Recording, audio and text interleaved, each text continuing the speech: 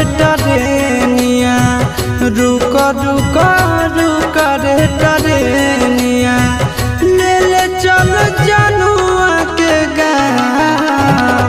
रुक रुक